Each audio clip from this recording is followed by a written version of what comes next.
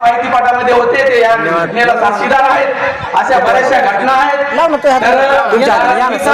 तर मी एवढंच या ठिकाणी आवाहन करेल आणि समाजाला ज्यावेळेस आपण एक जयंती साजरा करत असतो कुठल्याही महापुरुषांच्या, तर मी सत्सद बुद्धीना प्रामाणिकपणे सांगतो की आपण या महामानवांना जाती वातीत वाटून घ्यायला नाही पाहिजे. अहिल्यादेवी होळकर असतील, डॉक्टर बाबासाहेब आंबेडकर, शिवाजी महाराज, महात्मा ज्योतिबा फुले हे कोणा एका जातीचे नव्हते, हे सर्व बहुजनाचे होते. यांचं रक्त सर्व बहुजनासाठी यांनी सांडलं. आणि म्हणून ज्या ज्या वेळेस या महामानवाच्या जयंत्या पुण्यतिथ्या ज्या ज्या वेळेस होत असतात त्या वेळेस सर्व बहुजनाचे नेते असतील, कार्यकर्ते असतील, पदाधिकारी, गावकरी सर्वांनी यांचं विचार या ठिकाणी मान्यवरांचं त्या निमित्ताने येऊन ऐकले पाहिजे. मला एकच म्हणायचं की समाजाचा जो काही आजपर्यंत विकास झाला, इथून पुढे सुद्धा आपल्याला विकास करायचा आहे. काही क्षेत्रामध्ये आपण मागे आहोत. आर्थिक क्षेत्रामध्ये धनगर समाज खूप माग आहे, त्याला आपणही काही याच्यात कारणीभूत आहोत. आपला समाज थोडा बुजरा आहे. नवीन काही व्यवसाय जायचं म्हणलं तरी थोडंसं धाडस कमी होतं आणि म्हणून आपला विकास कुठेतरी थांबलेला आहे. सामाजिक याच्यामध्ये आज आपण पाहतो आहोत, आज एवढे आंदोलन झाले, पण या राज्य शासनाला आणि केंद्र शासनाला या धनगर समाजाची थोडीही सुद्धा या ठिकाणी त्यांनी भीती बाळगली नाही. आणि आपली जी एसटी ची मागणी आहे ती मागणी आतापर्यंत सुद्धा यांनी खेळी करून या मागणीला हात घातलेला नाही. रात्रंदिवस आमच्या पदाधिकारी सर्वजण बहुजनाचे सर्व कार्यकर्ते या मागणीसाठी झटत आहेत. तर आपणही या ठिकाणी एकत्रितपणे अशा या मागण्या घेऊन लढलं पाहिजे, तरच कुठं आपला विकास होईल. आपल्याला निश्चितप्रमाणे मी या स्पीकरवरून सांगतो, आपल्याला एका गोष्टीचं राजकारणात सुद्धा महत्वाचं आहे. एकेकाळी मागच्या मंत्रिमंडळात, मागच्या विधानसभेत आपले 5 ते 6 आमदार होते, आता फक्त एकच आमदार आहे. याची सुद्धा आपण या ठिकाणी सर्वांनी दखल घेतली पाहिजे आणि याच्यातून अभ्यास घेतला पाहिजे. आपण मोठेपणानं म्हणतो आपण धनगर समाज महाराष्ट्रामध्ये 2 नंबरवर आहे, तर 2 नंबरचे मग कमीत कमी आपले विधानसभेत प्रतिनिधी पाहिजे, लोकसभेत पाहिजे, तसे प्रतिनिधी नाहीत. आपल्याला फक्त एकच आमदार आपल्याला आहे, याची आपण काहीतरी दखल घेतली पाहिजे. आणि या जयंतीच्या निमित्ताने याच्यातून आपण बोध घेतला पाहिजे. आपण मागे का आहोत, आपला विकास का झाला नाही, याचा सुद्धा आपण सर्वांनी आत्मपरीक्षण केलं पाहिजे, तरच कुठं समाजाचा पुढे विकास होईल. एवढंच या ठिकाणी मी बोलतो आणि थांबतो. जय हिंद, जय मल्हार, जय महाराज.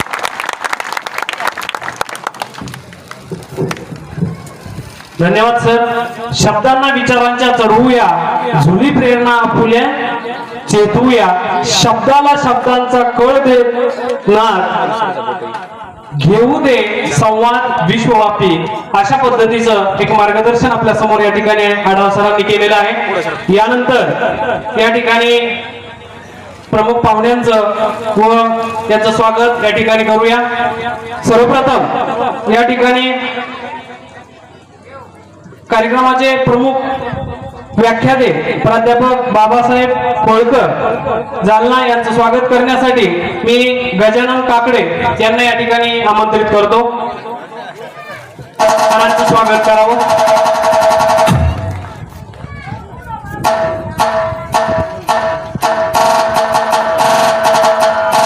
होळकर सरांचं या ठिकाणी स्वागत होत आहे.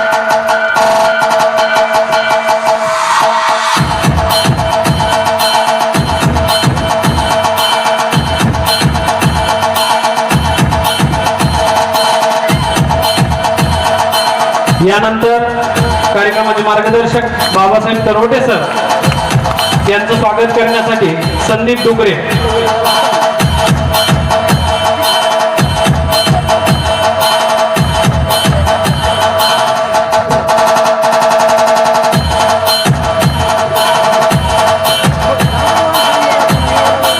धन्यवाद. यानंतर माऊली सोळंके सर यांचं स्वागत करण्यासाठी अशोक हिंगे. यानंतर दहेकर सर यांचं स्वागत करण्यासाठी लिंबाजी काकडे.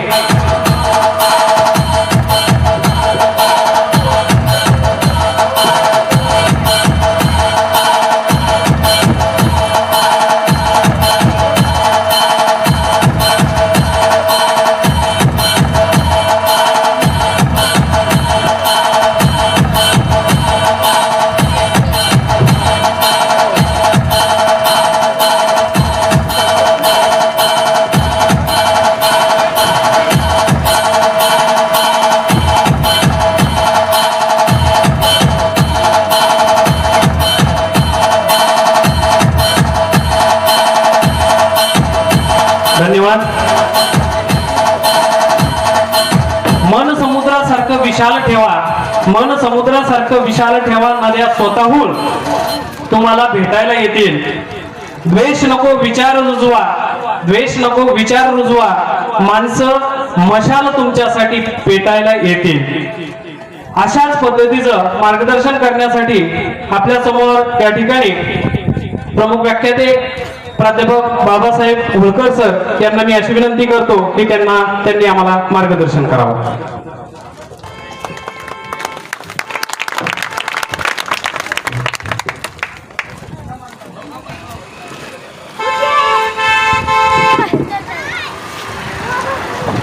राजमाता पुण्यश्लोक अहिल्याबाई होळकर यांच्या 297व्या जयंती उत्सव कार्यक्रमासाठी आज या ठिकाणी आपण जमलेलो आहोत.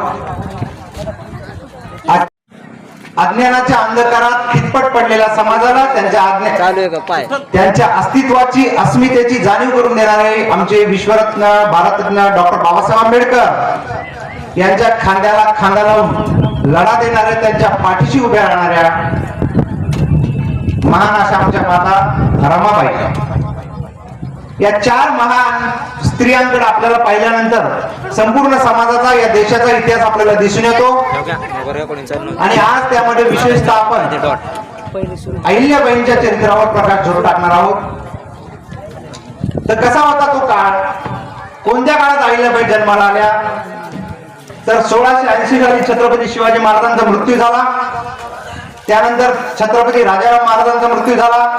त्यानंतर संभाजी महाराज. अशा पद्धतीने या मराठी सत्तेला थोडस खिंडार पाडण्याचं काम औरंगजेब बादशाह इथे येऊन करत होता. आणि तो उत्तरेतून दक्षिणेत आल्यानंतर साधारणतः 1681 पासून ते 1707 पर्यंत त्याचा मृत्यू सुद्धा इथे झाला. या औरंगजेब बादशाह 1707 ला मृत्यू पावल्यानंतर संपूर्ण देशामध्ये जे काही संस्थान आहेत ते खिळखिळे झाले होते.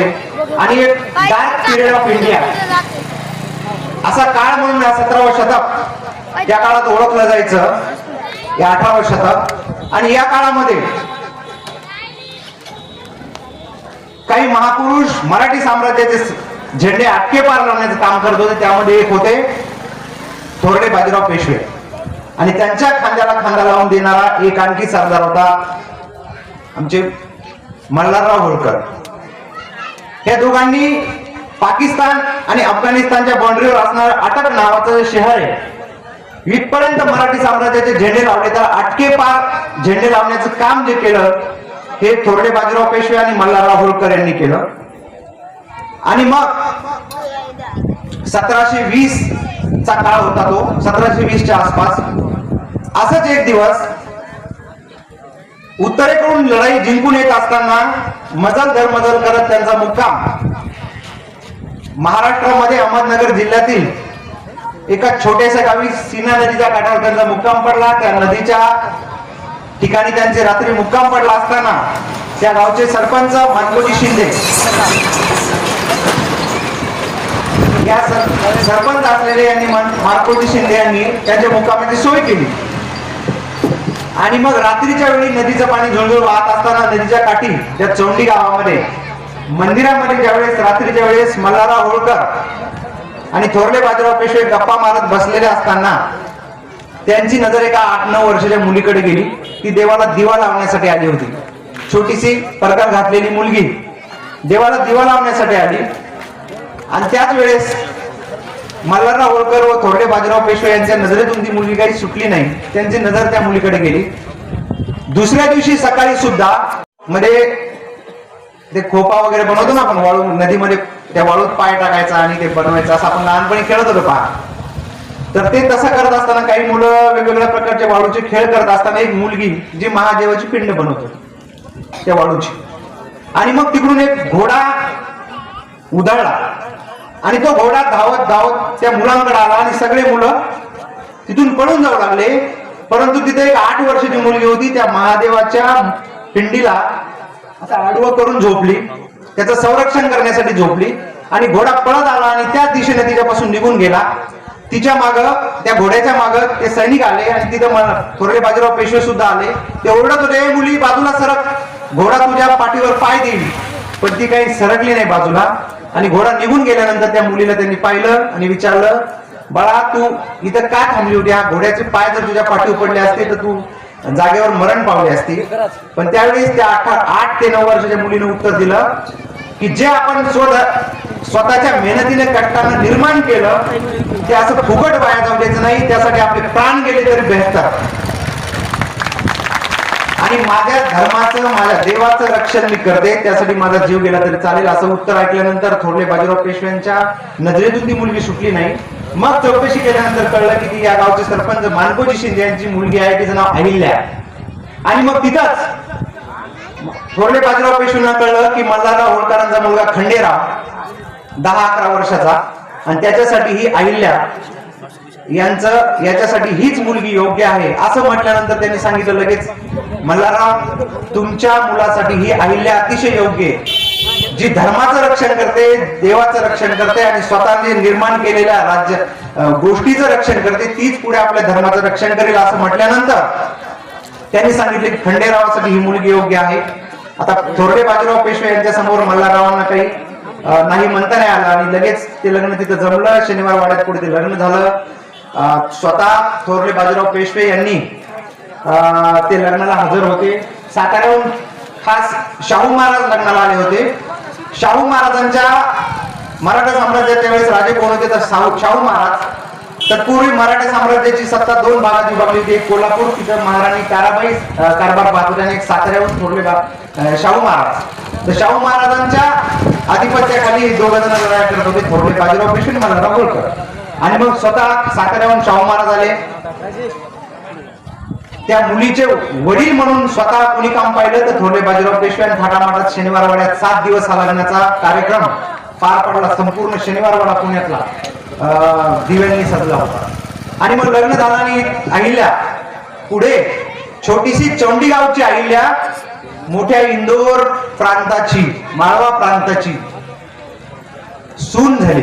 त्या ठिकाणी मल्हारराव होळकरांचा जो प्रांत होता तिथली ती सून झाली. तिच्या हातात कारभार आला. त्यांच्या मार्गदर्शनाखाली ती राज्यकारभार वगैरे करू लागली. आणि पुढे मग तुम्हाला सगळ्यांना माहिती आहे नंतर मग कसे संकट आले. अहिल्याबाईंना 2, एक मुलगा एक मुलगी झाली. आणि त्यानंतर त्या कुंभेरीच्या लढाईमध्ये 1754 खंडेराव यांचं निधन झालं. तो काळ कसा होता, नेमकं इंग्रजांचं आगमन आपल्या देशात होत होतं. इकडे कर्नाटकमध्ये टिपू सुलतान, त्यांचे वडील हैदर यांची सत्ता होती. इकडे आपल्या देशामध्ये महाराष्ट्रामध्ये निजामांची सत्ता होती. आणि त्या काळामध्ये अहिल्याबाईंचं माळवा प्रांत मल्हारराव होळकर तिथून कारभार पाहत होते. आणि मग पुढे प्लासीची लढाई किंवा मग पुढे 1766 मल्हारराव होळकर यांचा मृत्यू झाला. आणि मग त्यानंतर गादीवर मालेराव यांना बसवला, अहिल्याबाईंचा मुलगा, त्यांचाही मृत्यू झाला. म्हणजे एखाद्या स्त्रीच्या आयुष्यामध्ये किती दुःख येतात. आता आपल्याकडं सर स्त्रियांसाठी अहिल्याबाई हा मोठा आदर्श नाही का, पण ज्या अहिल्याबाईंचं चरित्र उघड करून संपूर्ण देशाला सांगायला पाहिजे होतं ते चरित्र आजपर्यंत कोणी सांगितलं नाही. दाबून ठेवण्याचं काम. कारण तुम्हाला एक सांगतो, जे माणसं इतिहास विसरतात ते माणसं इतिहास जमा होतात. आणि आपण तुम्हाला एक दुसरी गोष्ट सांगतो. आता सर आपल्याला मोठं करणारं कोणीच नाही. तुम्हाला मोठं तुम्हीच करणार. मी स्वतःला मोठं म्हणलं तर जग म्हणणार है ना. अहिल्याबाईचं चरित्र, अहिल्याबाई होळकर घराण्याचा इतिहास मोठं करून सांगणारे तुम्हाला दुसरे भेटणार नाही. ही गोष्ट अंडरलाईन करा. उगे आता सगळे समाज त्यांच्या महापुरुषांची जयंती करायची म्हणून आपण जागे झालो. एक तर लवकर जागे होत नाही, आता झालो. आणि आपल्या अहिल्याबाईंचं चरित्र, मला सांगा, आज देशामधलं वातावरण तुम्ही पाहिलं, धार्मिक वातावरण आज जो कट्टर धार्मिक होत चाललाय. आज 2022 साली आपले आपले मंदिर, आपापल्या मस्जिदी बांधण्याकडे प्रत्येकाचा ओढा आहे. आणि एवढं सगळं वातावरणात त्या काळात अहिल्याबाई, ज्यांचं कार्य फक्त इंदोर आणि माळवा एवढंच त्याच ठिकाणी राज्य होतं, आणि त्यांनी मंदिर कुठं बांधले, कुठल्या मंदिरांचा जीर्णोद्धार केला, काश्मीर पासून त्या केदारनाथ पासून इकडे कन्याकुमारी तिकडे रामेश्वरम पर्यंत, इकडे गुजरात पासून तिकडे कलकत्त्यापर्यंत संपूर्ण देशामध्ये त्यांची सत्ता पण नव्हती. म्हणजे असं झालं ते थोडक्यात की आता पाकिस्तान मधलं एखादं मंदिर पडलंय आणि आपण आपले राज्य तिथे जाऊन बांधताय. हिंमत आहे का आपल्या पंतप्रधानाची पाकिस्तान मधलं मंदिर बांधण्याची? आणि अहिल्याबाईंचं राज्य कुठं होतं, ती मंदिरं कुठले बांधत होती याच्यावरून समजतंय. तुम्हाला एक गोष्ट सांगतो, अहिल्याबाई सारखी सहिष्णू व्यक्ती दुसरी कोणतीही नव्हती. म्हणजे अहिल्याबाईंचं काम त्या माळव्यात होतं, पण काम कुठले चालू होते तर मंदिरं बांधण्याचे सगळ्या देशातले. आता तुम्हाला सांगतो, एक कावड अहिल्याबाईंनी सुरू केली होती. कावड, गंगेचं पाणी दररोज अभिषेकाला कुठं जाणार, खाली रामेश्वरमला. कावड म्हणतात त्याला, आपल्याकडे असते ना कावड. म्हणजे इथलं सृष्टीचा माणूस कावड घेऊन 2 जण कुठं जाणार तर परतूरला, पुन्हा तिथे मुक्काम थांबणार. परतूरचे माणसं कुठं जाणार पुढच्या गाडा वाटूरला, वाटूरचे असं दररोज करत करत शेवटचा माणूस कुठं जाणार त्या रामेश्वरमला. ती अंघोळ म्हणजे दररोज अभिषेकाला गंगेचं पाणी कुठून जाणार रामेश्वरमला. किती 2000 किलोमीटर, 2500 किलोमीटर अंतर आहे. पण ती कावड ज्या ज्या राज्यातून जायची तिथं सगळीकडे तर मुस्लिम राजे होते, पण एकाही मुस्लिम राजाचं हिंमत झाली नाही, धाडस झालं नाही किंवा त्यांच्या मनात विचार आला नाही की अहिल्याबाईंची ही कावड रोखावी. आता काम कुठं सुरू, वाराणसीला. आता तुम्ही पाहिलं असेल मोदी साहेबांनी त्यांच्या पुतळ्याचं तिथं पुतळे प्रतिमा बसवली आणि दर्शन घेतलं. मोदी साहेबांनी स्वतः, पंतप्रधान साहेबांनी सगळ्यांना सांगितलं की अहिल्याबाईंनी ते वाराणसीचं मंदिर बांधलं. तिथं तर यांची सत्ता नव्हती, तिथं तर अयोध्येचा नवाब होता. मग तिथं बांधकाम यांचं कसं काय चालू दिलं, दुसऱ्या राज्यामध्ये आपल्या मंदिराचं बांधकाम कसं काय चालू दिलं? याचं कारण आहे अहिल्याबाईंची सहिष्णुता. अहिल्याबाईंची राजधानी महेश्वर या ठिकाणी त्यांनी जसे मंदिरं बांधली तशा मस्जिदी बांधल्या. मौलवींना, फकीरांना त्यांनी दान दिले, कारण दुसऱ्या धर्माचा आदर करायचा आणि आपला धर्म वाढवायचा. म्हणजे अहिल्याबाई धार्मिक होत्या पण धर्मांध नव्हत्या, धार्मिक होत्या पण धर्मांध नव्हत्या. लक्षात ठेवा, अहिल्याबाईंनी स्वतःच्या धर्माचा खूप मोठा उद्धार केला, सगळे मंदिरं बांधले. छत्रपती शिवाजी महाराजांनी हिंदवी स्वराज्याची स्थापना केली. दुर्दैवाने त्यांना कमी जीवन काळ लाभला, पण हिंदवी स्वराज्याचे जे पाडलेले जे आपले हिंदू धर्माचे मंदिर आहेत, जे मधल्या 700-800 वर्षात मुघलांनी, बाबर पासून ते औरंगजेबापर्यंत 7-8 राजे आले येऊन गेले. आता इथे वाद सुरू आहे, तुम्ही पाहत असाल ज्ञानवापीपासून तर ते सगळेच बाबरी मस्जिद पर्यंत हे जे वाद सुरू आहे ते काम त्या काळात कोणी केलं तर अहिल्याबाईंनी. आणि आता 200-300 वर्षानंतर सुद्धा ते इथल्या राजांना, पंतप्रधानांना लवकर शक्य होत नाहीये. म्हणजे तिथं सुद्धा कोर्टात केस वगैरे, पण हे चाललं भांडून, पण प्रेमाने त्या काळात कोणी केलं तर अहिल्याबाईंनी. म्हणजे हे उदाहरण आजच्या राजांना घेण्यासारखं आहे की दुसऱ्या धर्माचा आदर करायचा आणि आपला धर्म वाढवायचा. म्हणजे ज्या काळामध्ये इंग्रज नेमके येऊ लागले, इथं सगळे राजे आपापसात लढाया करत होते, त्या काळात एक महाराणी 28 वर्ष जिनं राज्य केलं शांततेच्या मार्गाने. एकाही पुरुष तिच्या मागे नव्हता. मला अशी राणी दाखवा भारताच्या इतिहासात की जिला सपोर्ट कोणत्याही पुरुषाचा नसताना 28 वर्ष शांततेच्या मार्गाने राणी कारभार करू शकते, है ना. म्हणजे आपण काय थोडं दुःख आलं की माय कसं झालं, आता मी काय करू. आपल्या बाया, आता मी काही आमचं काही शेलगावचं आहे, तिथं शेलगाव आहे माझं गाव. आपल्या बाया लगेच तुटून पडतात. घरात एखादा मृत्यू आला तर एवढे रडतात की आता त्यांना वाटते आत्महत्या करू काय. पण स्वतःच्या डोळ्यांनी मुलगा, नवरा, सासरा, मुलगी, जावई 18 जणांचे मृत्यू पाहिलेली बाई खंबीरपणे, आणि तेही मरण माझे मरुनी गेले, मज केले अमर, मज केले अमर, मज केले अमर. सगळं सोनं त्या अग्नीमध्ये टाकून दिलं.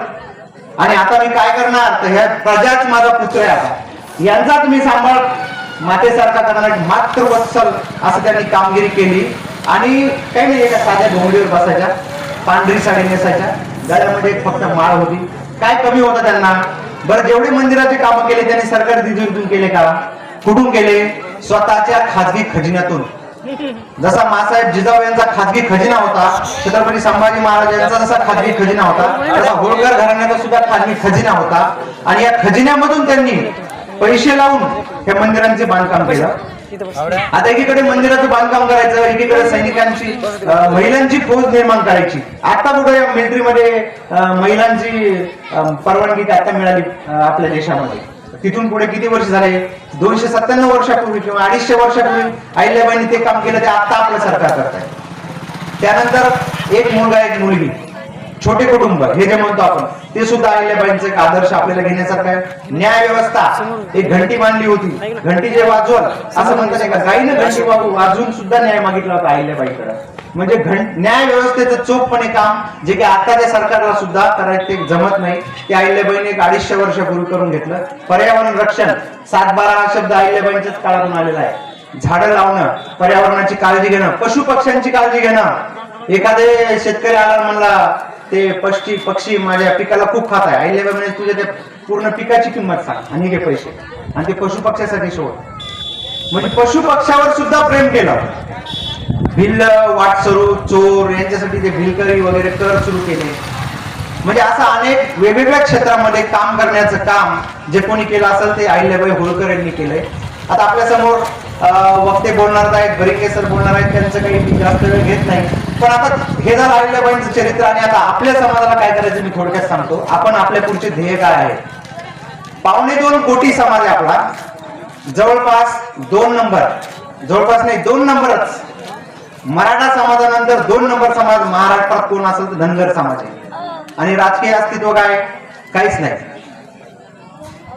बरं ठीक आहे, सामाजिक, बरं ठीक आहे, आर्थिक बाबतीत थोडं आपलं चाललंय. आता शेत वगैरे जरा बऱ्यापैकी सगळ्यांचे घर वगैरे चांगले झाले. त्या 20 वर्षात बऱ्यापैकी प्रगती आहे. जेचे वडील झोपडीत राहायचे त्या मुलांना तर स्लॅब टाकलाय. या बाबतीत पुढे शिक्षणात काय, आता हे जे छोटे मुलं त्यांना कलेक्टर बनवा तुम्ही, आपल्याला सांगावं लागेल की तुमचे वंशज कोण, तुम्ही कोणाचे वंशज आहेत, तुमचे पूर्वज कोण होते, राजे होते. आता जे देशाचे आपल्या सगळं उभारलेलं आहे तिथे राष्ट्रपती भवन, ते संसद, ते सगळं आपले अहिल्याबाई होळकरांचा रायसीना नावाचा प्रदेश होता. स्वतः आपल्या होळकर घराण्यात ते दिलाय देशाला संसद बांधण्यासाठी. म्हणजे देशाची संसद जिथं होती तो भाग आपला होता. आणि आपले मुलं आता कलेक्टर बनून का जात नाही तिथं, म्हणजे शिक्षणात आपण मागे पडतो. तर आपल्याला आता सगळ्यात महत्वाची गरज दुसरी गोष्ट हेवेदार आहे, आपल्या समाजात जास्त आहे. मी सर पाहिलं जालन्यामध्ये, आमच्या समोर वकील राहतात राठोड साहेब, ते मला बोलता बोलता काय म्हणले, सर कोर्टात सगळ्यात जास्त केस कोणाच्या आहेत माहिती का, म्हणजे कोणाच्या, तुमच्या समाजाच्या, भावाभावाच्या, बांधावरून धुऱ्यावरून. मग आपण हमें तो अपने लिटा घरों में कहा जाता था, हे का नाही. आपल्याला आपले शत्रू कोण तयार केले, आपण आपल्याच घरातले, आपलेच पाहुणे. आजपासून एक ठरवा तुम्ही की मी याला मोठं म्हणेन, मी म्हणणार मोठं सरांना, मी म्हणणार यांना मोठं, आपणच आपल्याला मोठं म्हणणार, तुम्हाला मोठं म्हणणार नाहीच कोणी दुसरं. एवढंच कशाला सांगतो, तुम्ही मोठे झाले तरी काही जणांना सहन होणार नाही. तुम्हाला मोठं कोण म्हणणार आहे, एवढं अवघड झाली परिस्थिती. मग तुम्हाला तुम्ही का मोठे म्हणू शकत नाही. मीच म्हणणार आता विठ्ठल सुभेदार मोठा आहे, फार मोठा मनुष्य तो, एवढं व्याख्यान घेतलं होतं ना, 1000 माणसं आली, मीच सांगल, दुसरं कोणी कशाला सांगल. ह्या गोष्टी तुम्हाला सांभाळून घ्याव्या लागतील. तर 2-3 गोष्टी पहा. आपल्या मुलांना शिक्षण द्या. आपल्या आपसातले आपल्या घरातले भावकीतले भांडणं होईल तेवढी मिटवा. कारण तुमचा वेळ जर सत्कारने गेला तर दुसऱ्या गोष्टीसाठी आपला वेळ जाणार नाही, वाईट गोष्टींसाठी. त्यामुळे होईल तेवढं बिझी राहा, आपले कामं करा. IAS IPS आपल्या मुलांना कलेक्टर करा. आणि अहिल्याबाईंचं आजच्या दिवशी चरित्र आपल्या डोळ्यासमोर ठेवून आपल्या महिलांनी सर्वांनी त्यांचा आदर्श घेऊन इथून पुढे जर आपल्या जीवनाची जडणघडण केली तर निश्चितच आपण जीवनामध्ये काहीतरी मोठं होऊ. मला फार सुंदर असा भविष्यकाळ या ठिकाणी दिसतोय.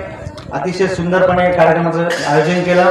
या मातीमधून, या गावामधून उद्या निश्चितच फार मोठे मोठे मुलं अधिकारी होतील, कोणते राजकीय क्षेत्रामध्ये पुढे जातील अशी या ठिकाणी मला आशा वाटते. आज जे बीज आपण पेरलेलं आहे ते तर निश्चितच वटवृक्ष झाल्याशिवाय राहणार नाही असं या ठिकाणी मला वाटतंय. आज मला संयोजकांनी जी बोलण्याची संधी दिली त्याबद्दल त्यांचे खरंच मनापासून आभार व्यक्त करतो, धन्यवाद व्यक्त करतो आणि माझे 2 शब्द संपवतो. जय हिंद, जय महाराष्ट्र, जय महाराष्ट्र.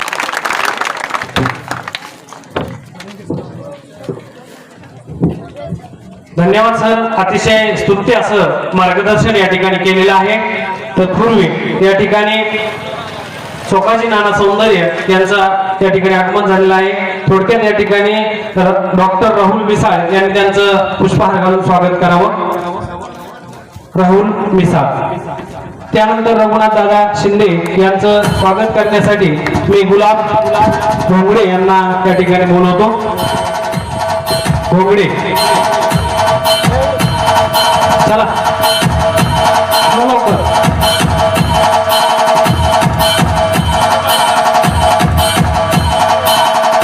वंचित बहुजन आघाडीचे ज्येष्ठ नेते. त्यानंतर रघुनाथ दादा शिंदे यांचं स्वागत. गुलाब भोंगडे.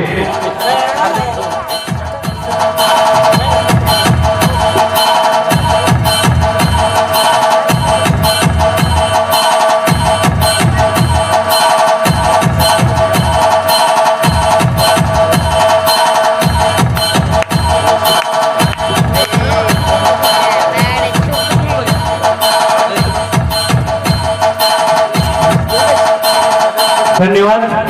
यानंतर बोलीने चाले चालीने निकोप शुद्ध. बोलीने चाले निकोप शुद्ध. ज्ञानाने तेजस कधी न क्रुध. मनाने निर्मळ प्रेमळ स्नेही. कर्तृत्व अफाट उदात्त ध्येय. अशाच आशयाचं एक व्यक्तिमत्व जे की माननीय श्री प्राध्यापक बरिंगे सर यांचं या ठिकाणी मार्गदर्शन ऐकण्यासाठी आपण बऱ्याच वेळापासून थांबलेलो आहोत. मी सरांना अशी विनंती करतो की त्यांनी आपल्या यशस्वी वाणीतून या ठिकाणी असलेल्या सर्व समाज बांधवांना मार्गदर्शन करावं. बरिंगे सर.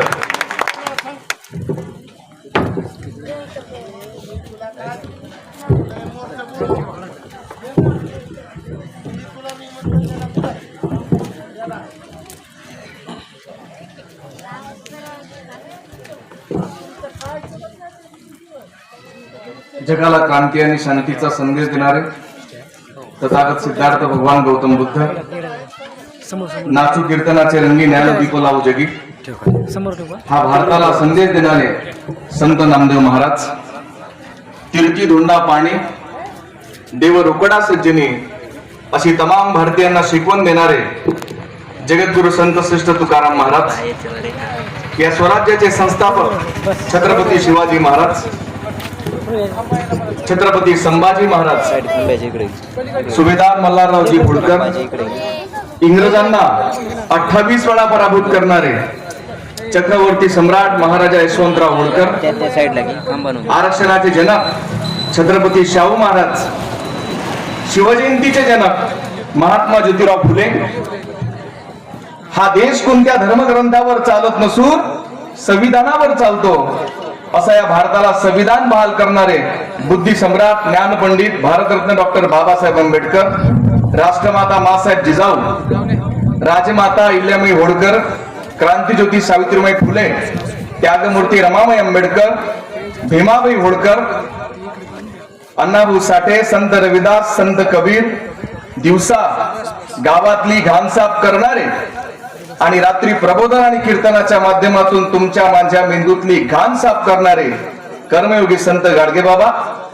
आणि या भारतातले शेवटचे आणि खरे संत वंदनीय राष्ट्रसंत तुकडोजी महाराज. या तमाम मानवतावादी महापुरुषांना आपल्या जोरदार टाळ्यांच्या गजरात मी त्यांना अभिवादन करतो. आपल्या ग्राम सृष्टी या ठिकाणी लोकमाता पुण्यश्लोक अहिल्याबाई होळकर यांच्या 297वी जयंतीचं आयोजन केलं. कार्यक्रमाचे अध्यक्ष आदरणीय अंभुरे साहेब, उद्घाटक तरवटे साहेब, ज्यांनी अतिशय माहितीपर इतिहासावर आधारित असं व्याख्यान केलं असे आमचे मित्र होळकर सर. तथा मी सर्वांचं नाव न घेता आदरणीय विचारपीठ असं सामूहिक संबोधन करून सर्वांना या ठिकाणी धन्यवाद व्यक्त करतो. आणि आयोजन समितीनं अतिशय सुंदर आयोजन केलं, यासाठी पुन्हा त्यांचं आपण जोरदार टाळ्यांच्या गजरात निश्चित स्वागत करा. जगाच्या पाठीवर अनेक राण्या आल्या, जगाच्या पाठीवर अनेक राण्या आल्या, राजे आले. होळकर सरांनी उल्लेख केला अगदी त्याप्रमाणे ज्या राणीने मुंगीपासून हत्तीपर्यंत तर अनेक जीवांचा विचार केला. त्या पुण्यश्लोक अहिल्यादेवी होळकरांच्या जयंतीच्या निमित्तानं आम्ही विचारांचा जागर करत आहोत. मुळात जयंतीचा उद्देश काय आहे? जयंती कशाला साजरी करतात? तुमचा माझा तर कोणी वाढदिवसही साजरा करत नाही सृष्टीमध्ये. वाढदिवस आहे आमचा फेसबुकवर माहित पडते आम्हाला की अमुक अमुक याचा वाढदिवस आहे, पण वाढदिवसच्या शुभेच्छा नाही दिल्या की नाही डेंजर राग येते बरं लोकांले. काय राजा त्यानं मला स्टेटसही ठेवलं नाही म्हणते. मी ग्रामीण भाषेत तुमच्यासोबत बोलणार आहे. मी काही कोणता खूप व्याख्यानकार आणि ते प्राध्यापक असं काहीच नाही, तुमच्या मधलाच आहे आणि तुमच्या भाषेतच तुम्हाला सांगणार आहे. तुकाराम महाराजांनी प्रबोधनकाराला 350 वर्षाच्या अगोदर इशारा केलाय. लोकाची या चाल चाले, लोकाची या बोल बोले, लोकांना ज्या भाषेत समजेल त्या भाषेत जाऊन प्रबोधन करा. हे तुकाराम महाराजांनी आम्हाला 350 वर्षाच्या अगोदर सांगितलेलं आहे. आणि म्हणून अहिल्यादेवी होळकरांचा अभ्यास करताना, त्यांचा विचार करताना मातेच्या इतिहासावर तर बोले, पण वर्तमानातली आमची जी स्थिती आहे त्यावर सुद्धा बोलावं लागणार आहे. कारण ज्यावेळी इतिहासाचं ज्ञान असते, वर्तमानाचा अभ्यास असतो, त्यावेळी सुंदर भविष्याची वाटचाल निर्माण होते. आणि आपल्या गावातलं हे तरुण पोरं, लहान मुलं यांना ती वाटचाल मिळावी यासाठी खरं वास्तविक या कार्यक्रमाचं आयोजन, नियोजन आणि प्रयोजन आहे. यासाठी वास्तविक जयंतीचा मित्रांनो उद्देश असतो. आता हे लहान लहान मुलं बसलेले आहेत. पोरांनो, एक डायलॉग फेमस चालू आहे सोशल मीडियावर, मैं झुकेगा नहीं. पहा कसा अभ्यास तयार आहे. पण अहिल्यादेवी होळकरांचं जन्मगाव कोणतं आहे? अभ्यास पहा किती आहे. यासाठीच तर प्रबोधन आहे, यासाठीच तर व्याख्यान आहे, यासाठीच तर महापुरुषांच्या विचाराचा जागर आहे. आणि म्हणून या तरुण पोरांचं, हे तरुण पोरं आहेत ना, हे गावाचं भविष्य आहे. तरुण पोरं म्हणजे यांचे मोसमी वारे चालू आहेत सध्या, तरी ते या कार्यक्रमात आहेत. या पोराईचे वहीचे सर अनेक पोरं जेलमध्ये आहेत. बरं, अनेक पोरं जेलमध्ये आहेत, पण हे पोरं जयंतीत बसलेले आहेत. कारण काय असेल? कुळी कन्या पुत्र होती जे सात्विक, तयाचा हरिक वाटे देवा. हे जगद्गुरु तुकाराम महाराजचा अभंग आहे आणि म्हणून ते या ठिकाणी आहे.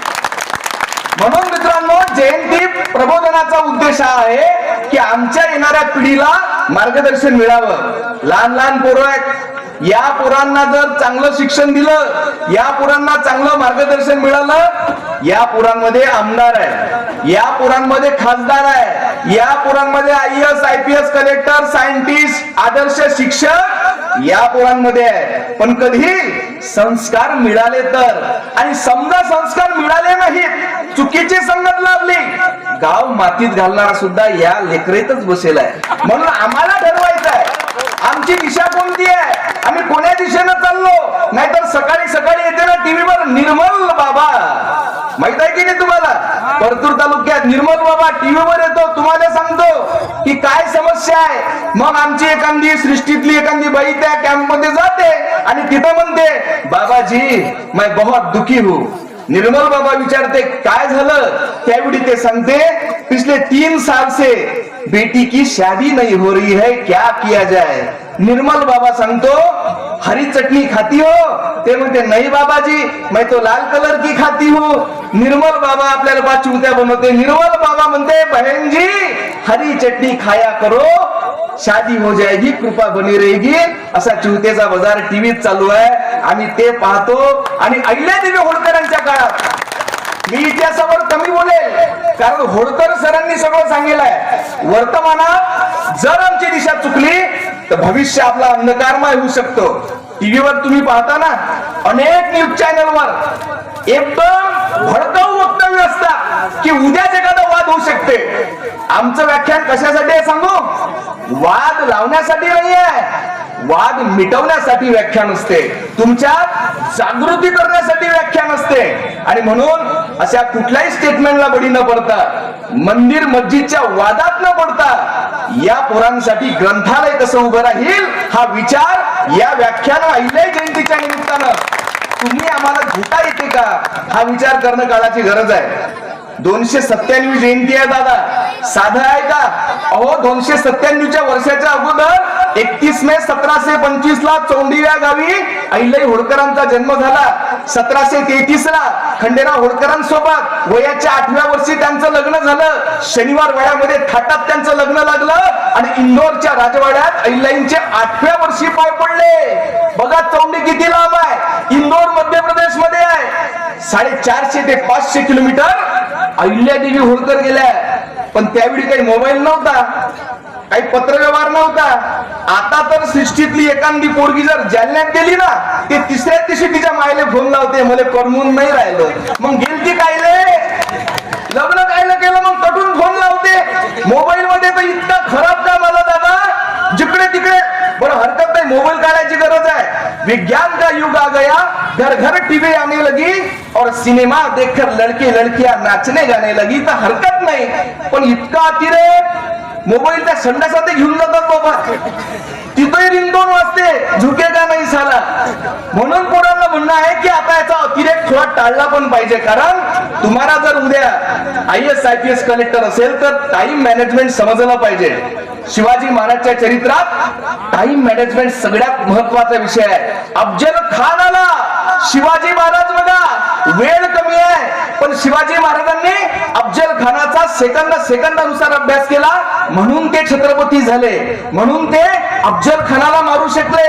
पुण्यश्लोक अहिल्यादेवी होळकरांचं आयुष्य 70 वर्षाचं आहे. 1725 ते 1795 या 70 वर्षाच्या काळात अहिल्यादेवी होळकरांनी काशीपासून ते रामेश्वर पर्यंत, सोमनाथ पासून तर उत्तराखंड पर्यंत अनेक रस्त्यांची निर्मिती केली, अनेक घाट बांधले, अनेक नदीवर त्यांनी पुलांची निर्मिती केली, झाडं लावले. इतकं विकासाचं राजकारण अहिल्यादेवी होळकरांनी त्या काळात केलं आहे. हल्ली परिस्थिती बेकार आहे. आमच्या सृष्टी गावामध्ये एखाद्या लोकप्रतिनिधीनं साधा संडास जरी बांधला ना, त्याच्यावर तरी भाऊसाहेबाचं नाव असते. अमुक अमुक भाऊसाहेबांच्या दिनकीतून 3 टाइम सुखरूप संडास करा आहे ना. अहो संडासही सोडला नाही राजा या लोकांना. अहिल्यादेवी होळकरांचं तुम्ही बघा, कुठेच नाव नाही, कुठंच नाव नाही. हजारो करोड रुपयाचं काम केलं. सरांनी उल्लेख केला, खाजगी कोर्स त्यांचा होता. 1767 ला अहिल्याई होळकर गादीवर आल्या. गादीवर आल्यावर त्यांचा वैयक्तिक कोर्स होता, खाजगी कोर्स होता. त्याची किंमत त्यावेळी होती 16 कोटी रुपये. आजच्या भाषेत 16,000 कोटी रुपये इतकी त्यांची खाजगी मालमत्ता होती. इतिहासकारांनी अनेक त्यांच्यावर आरोप केले, त्यांनी मंदिरं बांधले, दान केले, हे मान्य आहे. पण त्यासोबत त्यांनी त्या सरकारी तिजोरीतून तो वापर केला नसून त्यांच्या खाजगी तिजोरीतून वापर केला आहे. हे इतिहासकार जाणून बुजून मित्रांनो सांगत नाहीत. आणि म्हणून यासाठी याचा जागर करण्यासाठी या जयंती प्रबोधनाचं आयोजन असते. तरुण पोरांना मी खास बोलतो, कारण कॉलेजमध्ये बघा किती वातावरण बिघडलंय. जिकडे तिकडे आरची आणि परशा तयार झाली आहे, हे बोलावं लागणार आहे. कारण तरुण पोरांना एखादी सुंदर मुलगी कॉलेजमध्ये दिसली की पोरांना कॉलेज कसं विधानसभेसारखं वाटतं. ती पोरांकडे पाहून असली की त्याला आमदार झाल्यासारखं वाटतं, आणि एकदा का लग्न झालं की त्याला घोटाळा केल्यासारखं वाटतं. ही आमच्या पोरांची अवस्था आहे. मग आम्हाला समजलं पाहिजे पोरांनी दिशा कोणती घ्या. अहिल्यादेवी होळकरांच्या चरित्रातून आम्ही काय शिका? पुस्तक वाचा. कारण जो माणूस पुस्तक वाचतो त्याचं मस्तक कोणापुढे नतमस्तक होत नाही. Reading is a strong weapon of revolution. म्हणून पुस्तक वाचलं पाहिजे. महिला मंडळी खास उपस्थित आहेत, त्यांच्यासाठी टाळ्या वाजवा. किती मोठ्या संख्येने आहेत, किती मोठ्या संख्येने आहेत. तुम्ही पुस्तकं वाचा बरं. जा बाया पोथ्या वाचतात, काय तर ते वैभव लक्ष्मीचं व्रत वाचतात. पण मला समजत नाही राजा, वैभव लक्ष्मीचं व्रत वाचून आमच्या घरावरचा टिनाचा पत्रा बदलला नाही काकू, बदलला काय? मी तुम्हाला एक सांगतो बघा, वैभव लक्ष्मीचं व्रत वाचलं तर तुमच्या घरात वैभव येणार की नाही हे सांगू नाही शकत. पण अहिल्यादेवी होळकरांचं चरित्र वाचलं तर तुमच्या येणाऱ्या पिढ्या सक्षम होतील हे मात्र सांगू शकतो. हा अहिल्यादेवी होळकरांचा विचार आहे. जागा बायेच्या अंगात देव्या येतात राजा. जानामा येते, मेस्कोमा येते, मरीमा येते, जा घुमते. 8 दिवस आंघोळला करत, डोक्यात दुनिया भरायच्या उवा पडेला दादा, तरी घुमणं चालू. बरं मला समजत नाही, तुमच्या अंगात मरीमा येते, तुमच्या अंगात अहिल्यादेवी होळकर करून नाही येत. बरं तुमच्या अंगात राष्ट्रमाता जिजाऊ काहून नाही येत बरं? तुमच्या अंगात सावित्रीमाई येत नाही, तुमच्या अंगात रमाई येत नाही, तुमच्या अंगात भीमाई येत नाही. ह्या नाही ते देव्या येतात अंगात. माणसं काही कमी नाही बरं, हे लय खतरनाक पार्टी आहे. याच्याही अंगात येते. आता आमच्या गावात एक मुख्याध्यापक आहे, त्याच्या अंगात नांगोबा आहे. ते सांगा आता काय करा. मुख्याध्यापक, अरे तू शिकेलास ना बाबा, तुझ्यासाठी सावित्रीबाई फुले आणि ज्योतिराव फुलेंनी दगड धोंडे खाल्ले रे. म्हणून हे जागृतीचं लक्षण आहे. तर हे बोलावं लागणार आहे ना, बोलावं लागणार आहे. हे जयंतीत जर आम्ही नाही बोललो तर कधी बोलणार आहोत? एक माझा कॉमन एक प्रश्न असतो. तुकाराम महाराज बघा, महाराजांनी शेवटचा अभंग लिहिलेला आहे, आता तरी पुढे हाची उपदेश नका करुणास आयुष्याचा, सकळांच्या पाया माझे दंडवत. सगळ्यांच्या पाया लागतो म्हणे, हा शेवटचा इशारा आहे रे गावातल्या बंड्या. ऐक, प्रत्येकाची दिंडी निघणार आहे. तुम्हाला माझा कॉमन प्रश्न आहे, तुमच्या जन्माची तारीख कोणती आहे? तुम्ही एक एक हात वर कराल, तुमच्या जन्माची तारीख सांगाल. बरिंगे सर, ही जन्माची तारीख, हा महिना आणि हे वर्ष आहे. मी दुसरा प्रश्न विचारला, आता त्या मरणाची तारीख सांग बरं किती आहे? कोणाचा हात उठते का? मरणाचा कधी मेसेज आला का दादा? की नाही राजा, आमच्या सृष्टी गावात की नाही अमक्या माणसाला राजा मस्त ईमेल आला राजा, तो निरा तयारच होता. मरणाचा मेसेज येत नाही. तुमची माझी दिंडी कधी निघेल गावातून डंग डंग करल सांगता येत नाही. म्हणून मरणाची तयारी करावी लागते. आणि मरणाची तयारी म्हणजे काय? आपल्या मृत्यूची आठवण ठेवावी लागते. या महापुरुषांना होती. कारण सुखदास म्हणे जगधर्मशाळा आणि प्रवासी जीवाला जावे लागे. रेल्वे पोचला भुसावळच्या रेल्वे स्टेशन वरून, प्रवास मुंबई पर्यंत आहे, उतरावं लागणार आहे. जन्म झाला, मृत्यू लिहिलेला आहे. महापुरुषांनी आपल्या मृत्यूचं स्मरण ठेवलं, लोक कल्याणकारी कामं केले आणि त्यांच्या हातून अखंड भारत जोडण्याचं काम केलं. अलीकडे देश तोडण्याचं काम चालू आहे. तुम्ही बघता तसे स्टेटमेंट आलेले आहेत. जाती जाती धर्मामध्ये तेढ निर्माण करण्याचे प्रयत्न चालू आहेत. म्हणून जास्त जबाबदारी महिलांवर आहे. महिला या देशाच्या 50% शक्ती आहेत. तुम्ही खूप मोठी क्रांती करू शकता. पुरुष मंडळीवर जितकी जबाबदारी नाही तेवढी महिलांवर जबाबदारी आहे. गावातल्या सरपंच पद असते ना, तेही लोकांच्यानं 3 वर्ष व्यवस्थित सांभाळता नाही येत. अहिल्यादेवी होळकरांनी 28 वर्ष राज्य केलंय. साधं नाही आहे. 28 वर्ष सरपंच, 28 वर्ष राज्यकारभार. गावात जर समजा एखादी आता महिला सरपंच झाली की नाही, तिथेही माणसं पुढे पुढे करतात. बाईचं नाव असते फक्त सरपंच, पण पंचायत समितीत हा भाऊसाहेबच असते. कधी पुढे पाहिलं तुम्ही? गाव कुठे बहिणी दिसून राहिल्या, बाई फक्त पॉम्पलेटवर असतात. साहेबच पुढे असतात, ग्रामसेवकाच्या भेटीला, तलाट्याच्या भेटीला. तुमच्या गावातलं नाही बोलून राहिलो बरं, मला वापस जाणं आहे अकोला, नाहीतर आमसान नावावर आफत. मी याव एकटा, तुमचं गाव आहे हजारोच्या संख्येनं, गावठीच कुस्ती होऊ देता. आता मी उदाहरण बोलून राहिलो बरं. मी बोललो की लोक रागोई इतके येतात. आता मला सांगा, प्रचारकाचं काम आहे, व्याख्यानकर्त्याचं काम आहे, कीर्तनकाराचं काम आहे, प्रवचन करायचं काम आहे. आम्ही पोस्टमन आहोत. मी पत्र घेऊन आलो अहिल्यादेवी होळकरांचं. अहिल्यादेवी होळकरांचं म्हणणं आहे, ज्या मनगटात बळ, बुद्धी आणि चातुर्य आहे तोच खरा लोकाभिमुख राजा होऊ शकतो. हे अहिल्यादेवी होळकरांचं म्हणणं आहे. आम्ही असं बोललो की लोकांना आमचाच राग येते. समजा तुमच्या गावामध्ये पोस्ट डिपार्टमेंटचा पोस्टमन आला, पोस्टमन पत्रात लिहिलं, श्यामराव तुला जालन्याचा इवई गेला वेळा. मग का पोस्टमनने मारता का श्यामराव तुम्ही? आता पोस्टमनचा काय गुण आहे? जसं पत्र आलं तसं त्यानं तुम्हाला पत्र दिलं. हे आमचं काम आहे. मी असं बोललो, बुद्धं शरणं गच्छामि, धम्मं शरणं गच्छामि, संघं शरणं गच्छामि, पानातिपाता येरमणी शिक्कापदं समादियामि. आपलेच बांधव आपसात चर्चा करतात, हे प्रॉडक्ट आपल्या कंपनीचं आहे की दुसऱ्या कंपनीचं आहे? बरं, मी दुसऱ्या कंपनीचं. तुम्हाला काय माझ्यासोबत लग्न करावं लागतं? औषध कोणाही कंपनीचं असो, बिमारी बसण्याशी महत्व आहे.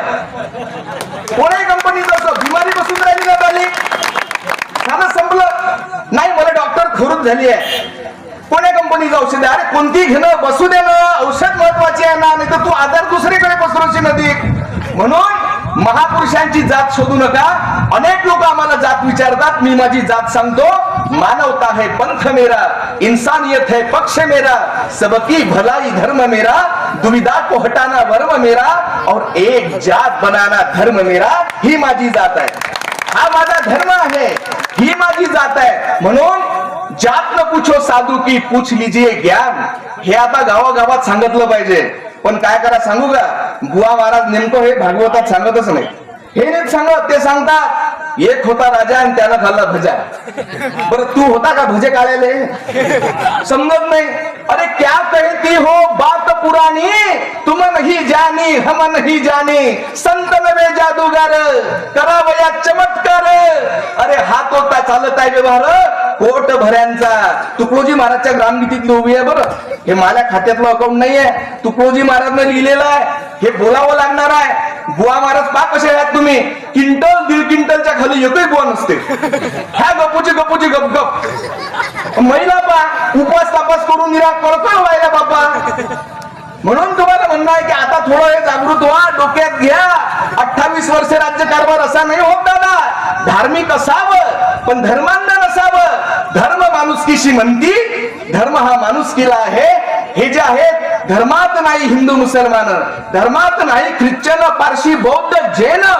ग्रामनीतीतली उभी आहे. तुकडोजी महाराज विदर्भात होऊन गेले आमच्या अमरावतीला. दुसरं रसायन आहे खतरनाक, संत गाडगे बाबा. गाडगे बाबा किती लोकांना माहित आहे? तो गाडगे बाबा माहिती आहे? गाडगे बाबाचं नाव काय पूर्ण? गाडगे बाबाचं जन्मगाव कोणतं आहे? गाडगे बाबा माहितच नाही आम्हाला. गाडगे महाराज कोणी सांगत नाही दादा, कारण खतरनाकच रसायन आहे. गाडगे बाबा सांगत, भावांनो मंदिरात देव राहत नाही तर मंदिरात पुजाराचं पोट राहते. हे सांगणारे गाडगे बाबा आहेत. म्हणून गाडगे बाबा लोकांना पचत नाही. गाडगे बाबा पचवणं सोपी आहे का? गाडगे बाबा भुसावळच्या रेल्वे स्टेशनवर एका माणसाला भेटले. विचारलं रमेश कुठे चालला रे? रमेश म्हणे बाबा मी काशीला चाललो. बाबाने विचारलं काशीला काय आहे रे? बाबा म्हणे काशीला गेलं की जन्माचं सार्थक होते आणि मानवाचा उद्धार होते. गाडगे बाबा कसं लॉजिक लावतात. कोण्याही शाळेत नाही गेले माझे गाडगे बाबा. गाडगे बाबा म्हणत अरे गंगेत स्नान धुतल्यानं जर ताला उद्धार होते तर फेकडे ते तोटीच मुक्कामी आहेत रे किती वर्षापासून. गाडगे बाबा आहेत. बरं गाडगे बाबा कोण्याही शाळेत कोण्याही वर्गात कुठंच गाडगे बाबा गेले नाहीत, पण गाडगे बाबाचं नाव अमरावती विद्यापीठाला लागलं. हे माझ्या गाडगे महाराजची विद्वत्ता आहे. तुकडोजी महाराज 3रा वर्ग शिकले, पण 1955 ला विश्व धर्म परिषदेमध्ये त्यांची खंजडी वाजली. अख्खं जग वेड झालं. त्याचं नागपूर विद्यापीठाले नाव आहे. आणि 1.5 दिवस शाळेत जाणारे अण्णाभाऊ साठे साहित्य सम्राट ठरतात. हा महापुरुषांचा विचार आहे. मी अहिल्याई जयंतीत नुसत्या फक्त होळकर सहित इतिहास सांगणार नाही. आमचं काम आहे वेल्डिंग सारखं. आम्ही लोखंड जोडतो एकामेका लोखंडाले. आमचं काम वेल्डिंगचं आहे. समाज जोडलाय, समाज तोडला नाही. मला की तुमच्या गावात मत मागायला यायचं नाही, तर जिल्हा परिषदेला उभं राहायचं नाही, काही तुमच्या गावात वाद लावायचे नाहीत. आमचं आहे मानवता हे पंथ मेरा, हा विचार घेऊन तुम्ही इथं गेलं पाहिजे. हे प्रबोधनकाराचं पहिलं लक्षण आहे. अनेक प्रबोधनकाराने दादा चिठ्ठ्या दिल्या तरी बाजूला हॉटेल तयार नाही. लोक उठून जायवर गेलाय. एका बुवाचं एका गावात कीर्तन झालं. सुरुवातीला 500 लोक कीर्तनाला आहेत दादा. अर्धा घंट्यानंतर 200 राहतात, त्याच्या 5 मिनिटानं 20 राहतात, शेवटी एकटा राहते. तो बुवा महाराज विचारते अरे सुरुवातीला 500 लोक होते, नंतर 200 राहिले, नंतर 20 राहिले, शेवटी एकटा कसा राहिला? त्यावेळी तो श्रोता म्हणे बुवा महाराज मी तर अच्छा महाराजच्या हातावर तुरी देणारा आहो म्हणे, पण माली असली फसली म्हणे. कीर्तनाला ज्या सतरंजीवर तुम्ही उभे आहे ना त्या सतरंजी माली आहे म्हणे महाराज, म्हणून थांबलो म्हणे. तरी म्हणे महाराज मी हुशार आहे. बरं तरी मी हुशार आहे. मला असं वाटलं तुम्ही विठ्ठल विठ्ठल जय घोष केला की मी सतरंजी ओढणार, पण महाराज तुम्ही आज तुरी बी मारली नाही म्हणे, म्हणून एवढी फसली. एवढी अनेक प्रबोधनकारावर बेतेला आहे. तुम्हाला आपापला सातबारा तपासून पहा प्रबोधनकारांनी. अरे समाजाला रोग काय, तू औषधा कायच्या देऊन राहिला? समजा तुम्ही गेले हृदयरोग तज्ञकडे, हृदयरोग तज्ञकडे गोळ्या देऊन राहिल्या, डोळ्यात फरफड करायचा, हृदयरोग बसीन का हो? आता जालन्यामध्ये तुम्ही गेले तर अनेक प्रकारचे डॉक्टर आहेत. जर तुम्हाला मधुमेहाचा त्रास आहे तर MD मेडिसिन कडे जाल. हाडं दुखून राहिले तर MD ऑर्थो कडे जाल. पण प्रत्येक डॉक्टर एक स्पेशल आहे. आता आमचं दुकान आहे की नाही, याच्यात पहा कसं आहे, आम्ही जनरल सर्जन. डोळा दुखते काय, चाल ये इकडे. काय हड्ड्या दुखून राहिले काय, चाल इकडे ये. डोकं दुखून राहिलं काय, चाल ये इकडे. हा विचारच तसा आहे. हा फुले शाहू आंबेडकर, शिवाजी महाराज, संभाजी महाराज, राजे मल्हारराव होळकर, यशवंतराव होळकर, पुण्य श्लोक अहिल्यादेवी होळकर यांच्या विचारांचा मित्रांनो हा जागर आहे, हा गजर आहे. यासाठी या विचारांचं तुम्ही वाचन केलं पाहिजे. या विचारांच्या प्रबोधनाच्या चळवळीत तुम्हाला सामील होता आलं पाहिजे. आदरणीय आमचे मित्र माननीय सोनसळे सर उपस्थित आहेत. आपल्या भागातल्या माजलगावचे आहेत. आपल्या भागात प्रबोधन करतात, जागृतीचं काम गेल्या अनेक वर्षापासून करत आहेत. आमचे मित्र सोबत आलेले सुरेश शिंदे साहेब आहेत, ज्यांचं या ठिकाणी आपण ऐकलं संचालन उत्कृष्ट, त्यांच्या वाणीतून त्यांचं संचालन झलकते. या लोकांचं सुद्धा आम्ही इतक्या लांबून येऊ शकत नव्हतो. यांचं सुद्धा प्रबोधनाचे कार्यक्रम आपल्या भागात घेतले पाहिजेत. कारण लहान सान बालक उद्या या गावाचे तरुण कार्यकर्ते होतील आणि गावाचा पांग फिरतील उत्तम उत्तम गुणांनी. म्हणून विनंती आहे, व्याख्यान प्रबोधनाचं आयोजन करत जा. डीजे लावू नका. हात जोडून विनंती आहे, आम्हाला नाही बोलावलं, तारीख नाही घेतली तरी डीजे लावू नका. हात जोडून विनंती आहे. शिवजयंतीला एका व्याख्यानावरून परत जात असताना आमच्या गाडीमध्ये बसलो होतो आणि अचानक एक मिरवणूक पुढे चालली होती. मी त्या ड्रायव्हरने विचारलं, आमच्या म्हटलं काय जाऊन पाहिजे पुढे, लय वेळ झाला का, ट्रॅफिक जॅम आहे, अर्धा घंटा झाले. पुढे शेवटी मीच गेलो. पाहतो तो काय अचानक गाणं चालू होतं, छम छम छम शांताबाई. त्याला डोक्याला झाप लावला. शिवाजी महाराजची जयंती शांताबाई. शिवाजी महाराज असं वाटत असेल, अरे माझ्या काळात सावित्री होती, अरे माझ्या काळामध्ये त्यावेळी रायगड उतरून जाणारी हिरकणी होती, ही मनात शांताबाई कुठून आली. शिवाजी महाराज प्रश्न पडला असेल ना. अरे 10 मिनिटं अचानक लागलं, आला बाबूराव, आता आला बाबूराव. समजत नाही दादा. शिवाजी महाराजला वाटत असेल माझ्या स्वराज्यात तानाजी आहे, सूर्याजी आहे, म्हणून शिवाजी महाराजला वाटलं आता बाबूराव कुठून आला असेल. म्हणून तुम्हाला विनंती आहे, डीजेचे कार्यक्रम बंद करा. आपल्या प्रबोधन जयंतीत झालं पाहिजे. महापुरुषांचा विचार आजच्या तरुण पिढीला समजला पाहिजे. अहिल्यादेवी होळकरांचा इतिहास समजला पाहिजे. अहिल्यादेवी होळकर साधारण वल्ली नाही आहेत. अनंत फंदी, संगमनेर तालुका, नगर जिल्हा, तिथला एक तमासगीर माणूस होता, जलसा करणारा होता, शाहीर होता. त्याला माहिती पडलं जर महेश्वरला गेलो, इंदोरला गेलो तर अनेक बिदागी मिळेल, बक्षीस मिळेल. अहिल्यादेवी होळकरांची कीर्ती त्याने ऐकली आणि तिथून प्रवास करत तो एमपीच्या दिशेने चालू लागला. सातपुडा पार केला. रस्त्यात जात असताना त्याला काही गुन्ह्यांनी पकडलं, त्याला चोर डाकूंनी पकडलं. अनंत फंदीला पकडल्यावर अनंत फंदीला त्यांनी त्या ठिकाणी पकडलं, त्याचा माल लुटला, त्याचं सगळं पैसे जप्त केले. त्याच्या 4 साथीदारांना उद्या सकाळी सूर्योदयाचे पहिले किरण पडले की याची हत्या करायची असं त्या ग्रुपमध्ये ठरलं. अनंत फंदीला शेवटचा प्रश्न विचारला, अनंत फंदी तुमची शेवटची इच्छा काय. अनंत फंदी म्हणतात, माझी एकच इच्छा आहे की अहिल्यादेवी होळकरांचं मला महेश्वरला जाऊन दर्शन घ्यायचं आहे. माहित आहे काय झालं असेल, अहिल्यादेवी होळकरांचं त्या डाकूंनी फक्त नाव ऐकलं, शरण आले अनंत फंदीला, माफी मागितली. दुसऱ्या दिवशी सकाळी अहिल्यादेवी होळकरांच्या दरबारात अनंत फंदीला सुखरूप घेऊन गेले. तिथं त्यांनी अहिल्यादेवी होळकरांची माफी मागितली. म्हटलं, माते पाप झालं, तुमच्या वाटसरूला आमच्याकडे अडवणूक झाली, माते माफ असावं. अहिल्यादेवी होळकरांनी माफ केलं. त्यांच्या रोजगाराची त्यांनी व्यवस्था केली आणि अनंत फंदीला येण्याचं कारण विचारलं. त्यावेळी अनंत फंदी म्हणत, माते मी काव्य रचतो, मी शाहिरी करतो, मी या ठिकाणी तमाशा करू इच्छितो. त्यांनी तो तमाशा करायला सादर केला. अहिल्यादेवी होळकरांना ते आवडलं नाही. माता कक्षात निघून गेल्या. दुसऱ्या दिवशी अनंत फंदी गेले. विचारणा झाली, माते काय झालं, आवडलं नाही का. त्यावेळी अहिल्यादेवी होळकर म्हणाल्या, हे बघा अनंत फंदी, असे तमाशाचे कार्यक्रम करून जमणार नाही. तुम्हाला करायचं असेल तर समाजाचं खऱ्या अर्थानं प्रबोधन करा. हे अहिल्यादेवी होळकरांना अनंत फंदींना सांगितलं आणि त्यांच्या परिवर्तन झालं. हा विचार अहिल्यादेवी होळकरांनी त्या काळात दिलेला आहे. प्रबोधनाचा विचार अहिल्यादेवी होळकरांनी दिलाय. म्हणून तुम्हाला विनंती आहे, तुमच्या गावात प्रबोधनाचं माध्यम, तुमच्या गावात हा विचारांचं माध्यम निर्माण झालं पाहिजे. तरुण पोरांनी खास करून याकडे लक्ष दिलं पाहिजे. व्यसनात हिंसा किती वाढली होता का. प्रत्येक गावात गायछाप मंडळ स्थापन करा. इतकं व्यसन वाढलं. गायछाप मंडळ म्हणजे जय छावा, हौच्या तोंडात मावा.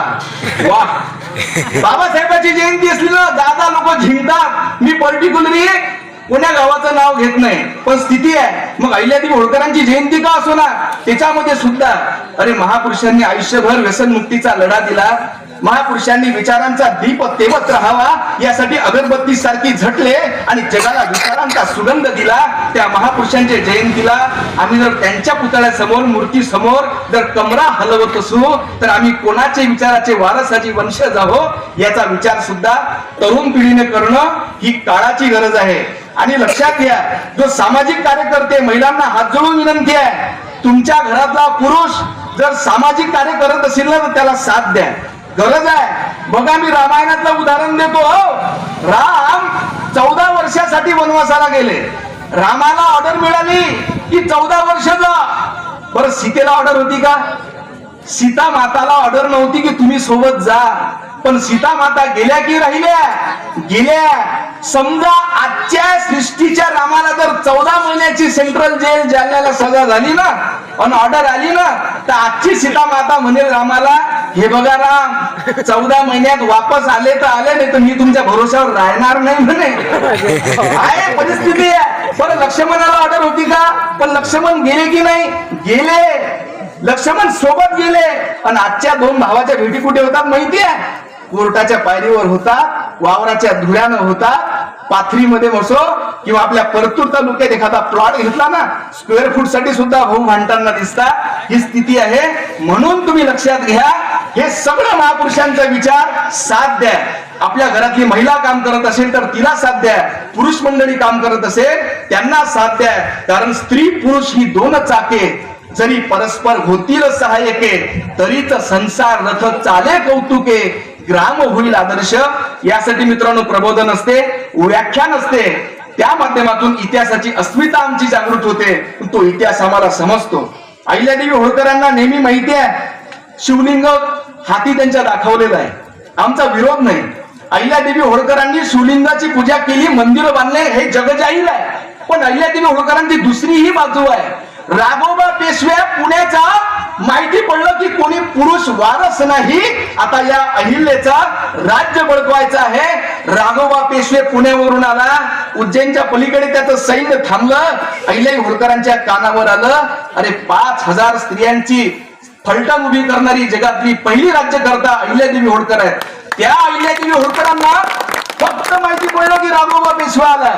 अहिल्यादेवी होळकरांनी पत्र लिहिलं, हे बघा राघोबा, मी सुभेदाराची सून आहे. शिप्रा जर तुम्ही क्रॉस केली ना तर तुम्हाला मी पराभूत करेन, आणि मी जर पराभूत झाली समजा तर मला जग हसणार नाही.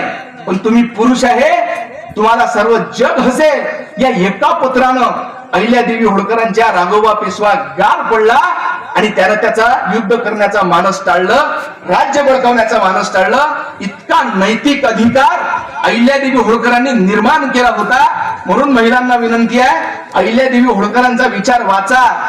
राशी भविष्य काही नाही बरं. नाही तर गावातले पोरं आहेत, किराणा दुकानावर जातात, देशोन्नती असो, लोकमत असो, मातृभूमी असो, कुठलाही पेपर आला की पहिले पाहतात राशी भविष्य.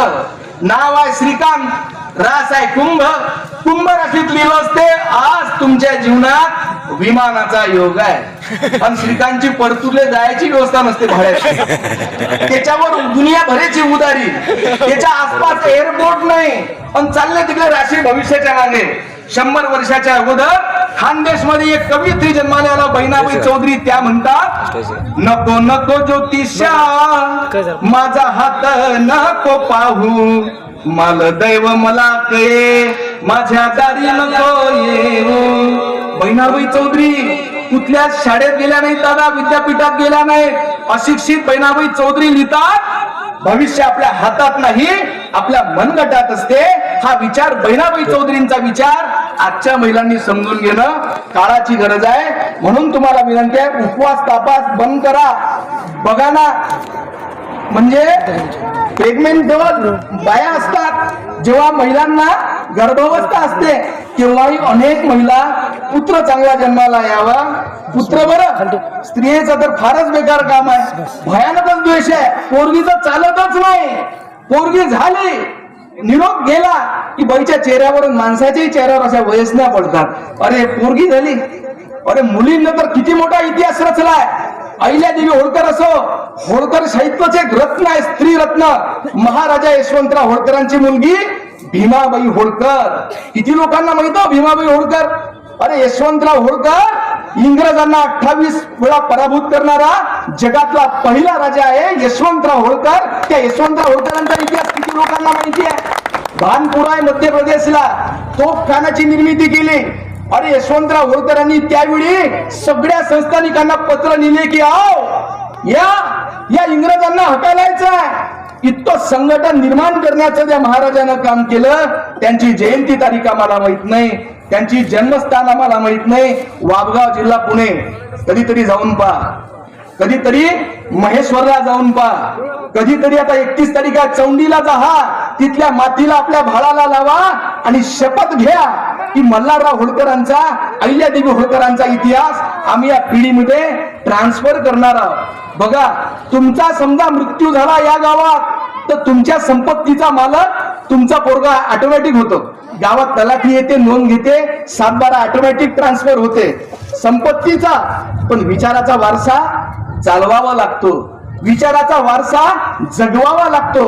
तो विचारांचा वारसा मल्हारराव होळकरांचा सक्षमपणे पेललाय अहिल्यादेवी होळकरांनी. आहे का जगाच्या इतिहासात उदाहरण की सासऱ्यानं सुनेला पुत्राप्रमाणे मानलं? अरे भाला शिक्षण दिलं, तलवारबाजी, घोडेस्वारी, धर्मशास्त्र, अर्थशास्त्र, नीतिशास्त्र, एवढंच नव्हे तर मोडी लिपीत सुद्धा अहिल्यादेवी होळकरांचे पत्र आहे. पण आम्ही जातच नाही. कधीतरी महेश्वर पहा, कधीतरी इंदोरचा राजवाडा पहा. अरे तुमची छाती भरून येईल इतका मोठं यांचं कार्य आहे, हे कधीतरी माहित असलं पाहिजे. मी महेश्वरला गेलो, 4 दिवस इंदोरला मुक्काम केलाय. त्या ठिकाणी अहिल्यादेवी होळकरांचं काम पाहिलं आणि लक्षात आलं, अरे अनेक राजांनी माहित आहे का काय केलं? फक्त आपल्या संस्थानात काम केलंय दादा, आपल्या संस्थानात. पण अहिल्यादेवी होळकरांनी उत्तराखंडमध्ये जाऊन काम केलंय. केदारनाथला जॉन माल्कन नावाचा तत्कालीन इतिहासकार लिहून ठेवतो, त्याचा एक पॉलिटिकल एजंट होता. तो 1818ला डी स्टुअर्ट त्याचं नाव आहे. तो उत्तराखंड मध्ये गेला केदारनाथला आणि थक्क झाला. पाहतो तो काय, केदारनाथच्या लोकांच्या तोंडी पुण्य श्लोक अहिल्यादेवी होळकरांचा जय जयकार आहे. ते म्हणतात 3000 उंच स्क्वेअर फूटवर, 3000 उंच फूटवर अहिल्यादेवी होळकरांनी दगडी धर्मशाळा बांधली आहे. तो म्हणतो त्या ठिकाणी तलावांची निर्मिती केली आहे, रस्ते बांधले, अन्न छत्र उघडले. इतकं मोठा महान त्याग पुण्य श्लोक अहिल्यादेवी होळकरांचा आमच्यापर्यंत कधी पोहोचू दिला नाही, आम्हाला कधी सांगितला नाही. म्हणून तुम्हाला विनंती आहे की आता या पोथीतून बाहेर पडा, वाचा. महिलांना खास करून विनंती आहे, तुमच्यावरच सक्षम भारत निर्माण होऊ शकते. कारण मातेचे संस्कार पुत्राला गर्भापासून, स्त्री मातेची थुरवी शेकडो गुरूनही, इतकी मोठी मातेची थुरवी अनेक ग्रंथांनी, अनेक संतांनी वर्णन केली आहे. म्हणून महिलांना विनंती आहे की तुम्ही हा विचारांचा संदेश आपल्या मुला मुलींना दिला पाहिजे. हा विचारांचा वारसा त्यांच्यापर्यंत पोहोचवला पाहिजे. तर कुठंतरी या देशात नवीन क्रांतीची लाट येईल, एक क्रांतीची मशाल येईल. कारण एक शायर म्हणतो कि शेर कभी बिकते नहीं कुत्तों के बाजार में, शेर कभी बिकते नहीं कुत्तों के बाजार में, और बिकने वाले टिकते नहीं पुण्य श्लोक अहिल्यादेवी होळकर के दरबार में. हा विचार आता तुम्ही सांगितला पाहिजे. विकणारा समाज आम्हाला तयार करायचा नाही, नाही तर अनेक लोक विकल्या जातात. एखादं पद भेटलं की लोक आपला स्वाभिमानी गहाण टाकतात. हो, राजकारण हे असंच असतं असं नाही. राजकारणात सुद्धा चांगले लोक गेले पाहिजेत, सुशिक्षित लोकांनी राजकारण सांभाळलं पाहिजे. अरे अहिल्यादेवी होळकरांनी समाजकारण नाही केलं, सोबत राजकारण केलं, धर्मकारण केलं, अध्यात्म जपलं, संस्कृती जपली. अरे अहिल्यादेवी होळकर राणी होती, पण राणी सारखी नाही राहिली. संन्यस्त वृत्तीनं जीवन जगलं, त्यागी तपस्वी व्यक्तिमत्व. अरे आमचा साधा परतूरला जर 2000 स्क्वेअर फूटचा प्लॉट असला ना, आमचा पट्ट्या असा चालते सृष्टीमध्ये की साला कुणी आपल्याला काहीच करणार नाही. ह्या छाती काढून चालणं, नसं कुठणं, तसं बोलणं, अनेक लोकांची अशी स्थिती आहे. साधा गावाचा ग्रामपंचायतचा मेंबर झाला ना, असं वाटतं का राष्ट्रपती झालो की काय, अशा अनेक लोकांची स्थिती आहे. म्हणून आपापला पेपर तपासून पहा, आपापला आरसा बघा. आम्हाला काय करायचं आहे, जीवनाचं ध्येय ठरलं आहे की नाही. आता आमचं बोलणं कसं आहे माहिती आहे काय, कडुलिंबासारखं आहे, कडू आहे. आम्ही असं चोपडो नाही बोलत, साधनासारखं तुम्हाला चांगलं वाटलं पाहिजे. तुम्ही नाही तारीख घेतली तर आम्हाला फरक नाही पडत ना. हो, मी पाटबंधारे विभागाचा आहे, काही गरज नाही आहे, पण खरं आहे ते बोलल्याशिवाय राहणार नाही आहे. हा अहिल्यादेवी होळकरांचा विचार, फुले शाहू आंबेडकरांचा विचार हा गेला पाहिजे. उद्या बीडला व्याख्यान आहे, परवा बीडच्या बाजूला आनंदवाडी आहे, काल लिंबाला झालाय व्याख्यान, परभणी जिल्हा पाथरी तालुका. हा रोज विचार आम्ही लोकांना सांगतो, कारण गावागावाशी जागवा, भेदभाव हा समूळ मिटवा, उजळा ग्रामोन्नतीचा दिवा तुकड्या म्हणून राजकारणात चांगले लोक गेले पाहिजेत. सुशिक्षित लोकांना, गावाचा विकासाचं राजकारण करणाऱ्या लोकांना जिल्हा परिषदेवर, विधानसभेवर, ग्रामपंचायतीवर निवडून दिलं पाहिजे. यासाठी पोरांनी एकत्र आलं पाहिजे. एका गावामध्ये एक बाप आणि पोराची चर्चा चालू आहे. बाप स्थानिक भागाचा आमदार आहे. पोरगा म्हणते, बाबा विधान परिषदेमध्ये जाते, सगळ्या लोकांना तुम्ही चेले चपाटेले राजकारण शिकवलं, बाबा मला राजकारण कधी सांगता. बापानं म्हटलं, अरे माझ्या बिझी शेड्यूल आहे, असे 8 दिवस गेले, 15 दिवस गेले, पोराचा पिच्चा सोडला नाही, बाबा राजकारण कधी शिकवता. बापाला निवांत वेळ भेटला. बाप आमदार, लोकप्रतिनिधी, पोराने म्हणते, बघ मी राजकारणाचा धडा शिकवणार आहे, आता जाय टेरेसवर जाय, गच्चीवर जाय. 12 वर्षाचं पोरग टेरेसवर जाते, पहिला माळा चढते आणि बाप पोराला इशारा करतो, आता उडी मार. 12 वर्षाचं पोरग उडी मारते, बाप झेलत नाही, पोरग जमिनीवर आदळते, रक्तबंबाळ होते, बापाजवळ जाते, बापाला विचारते, बाबा राजकारण शिकवणार होते ना हो, अहो मी तुमच्यावर विश्वास ठेवला, वर गेलो, उडी मारली, तुम्ही मला झेललं नाही. बाप म्हणे, आहे पोरा राजकारणातला पहिला धडा, सख्या बापावरही विश्वास ठेवायचा नसतो, हा राजकारणातला पहिला धडा आहे. अनेक लोक आहेत ना, वादे करतात, इतके वादे करतात, इलेक्शनच्या अगोदर जाहीरनामे करतात, आमचे लोक धूम वाट पाहतात, मेसेज इन काहीतरी मोबाईल मध्ये, काहीच होत नाही ना बाबा. एवढं म्हणजे काहीतरी चिवत्या बनवायचं एक लिमिट असते की नाही. म्हणून तुम्हाला माझी विनंती आहे, अशा लोकांना आम्ही ओळखलं पाहिजे. एका ठिकाणी एक तितर विकणारा एक व्यावसायिक बसेल होता बघा, असे अनेक तितर विकणारा एक व्यावसायिक परतूरच्या बाजारात बसला आहे. त्या तितरांची किंमत होती 50 रुपये. 50 रुपये तितराची किंमत. एक तितर एका बाजूला दुसऱ्या पिंजऱ्यात आहे, त्याचं चालू आहे तितर विक्री आहे, चला 50 रुपयाला. परतूरचा गेला एक रमेश नावाचा पोरगा, काय व्यावसायिक, काय तितराची किंमत काय आहे, 50 रुपये. बर, आणि या बाजूच्या हा विकतच नाही म्हणे. अरे हा कोण नाही विकत म्हणे, याची 50, याचे मी 1000 देतो म्हणे, हा विक्री द्या. 1000 काय 2000 दिले तरी विकत नाही म्हणे काऊन, अरे हा लय खतरनाक आहे म्हणे, मला आवडता तितर आहे म्हणे. पुढे तो म्हणते, हे सोडा म्हणे, मी हा 5000ला घेतो, पण याचं मला कारण सांगा काय आहे. तेवढी तो व्यावसायिक म्हणतो, हा तितर इतका चलक आहे, हा एकटा एका पिंजऱ्यातला, हा काय करतो, बाहेर गेला जंगलात, एवढा मोठमोठ्यानं आवाज करतो, इतर तितरले असं वाटते की हे आपलं आहे. ते सगळे आशेनं त्याच्याजवळ जाऊन बसतात, आणि ते जसे आशेनं जाऊन आले तसेच मी त्या इतर तितरांना पकडतो, त्यांना कैदी बनवतो आणि माझ्या कब्जात ठेवतो. म्हणून या तितरची किंमत मी सांगत नाही, तू 5000 सांगून राहिला म्हणून तुला देतो, घेऊन जाय. खरेदी झाली, सौदा झाला, त्या व्यावसायिकानं तो तितर विकला, गावातल्या रमेशनं तितर उचलला आणि तितरची मान तटीच त्याच्या समोर मोडून टाकली. अरे व्यावसायिकाला आश्चर्य वाटलं, अरे 5000चा तितर घेतला इतका महाग, पण तू ऐकून टाकला गड्या, अरे काऊन असं केलं. त्यावेळा गावातला रमेश म्हणजे कॅडर मधला पोरगा होता, तो म्हणे, आपा असे अनेक तितरले, हा भविष्यात असा गुलाम बनवणार आहे. आज तितराची मान मोडली, भविष्यात कोणी गावात गुलाम बनणार नाही, हा सगळा विचार करतो आहे ना. अनेक लोक आहेत, अनेक लोक आपल्याला बांधतात, तुम्ही यांच्यापासून सावध असलं पाहिजे. म्हणून पुण्यश्लोक अहिल्यादेवी होळकरांचा विचार स्वाभिमानाची लढाई आहे. अहिल्यादेवी होळकर म्हणजे मूठभर चेलेंची गुरु नाही आहे. अहिल्यादेवी होळकर, मल्हारराव होळकर मूठभर लोकांचा विचार नाही आहे. दुःख वाटते दादा, महापुरुषांना जाती विभागणं चालू आहे. अरे धनगर समाजांनीच का फक्त अहिल्यादेवी होळकरांची जयंती साजरी करावी, इतर समाजांनी काय करू नये. अरे शिवाजी महाराज का एका जातीसाठी झटले, अरे महात्मा फुले का एका जातीसाठी झटले, अरे सावित्रीबाई फुले, रमाबाई आंबेडकर, डॉक्टर बाबासाहेब आंबेडकर यांचा विचार घेतला पाहिजे. कारण या भारताचं संविधान लिहिलं नसतं आणि डॉक्टर बाबासाहेब आंबेडकर नसते तर श्रीकांत बरिंगेला इथं उभारून बोलण्याचा अधिकार नसता, तो डॉक्टर बाबासाहेब आंबेडकरांनी दिलेला अधिकार आहे. हे असं असं बोललं पाहिजे ना. असं बोललं की आमच्या लोकांना भयान टेन्शन येते राजा. हे बाबासाहेबांचं नाव तोंड घेतात, शिवाजी महाराजचं नाव तोंड घेतात. मित्रांनो, जातीसाठी ते लोक झटले नाहीत. सगळ्या जाती धर्माच्या लोकांना आओ कोई भी पंथी, आओ कोई भी धर्मी, देशी विदेशियों को मंदिर है हमारा.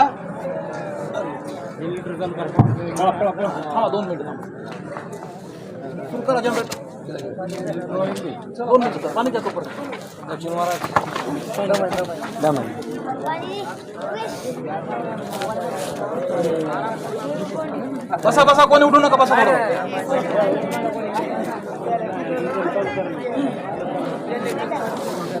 बसा बसा, खाली बसा.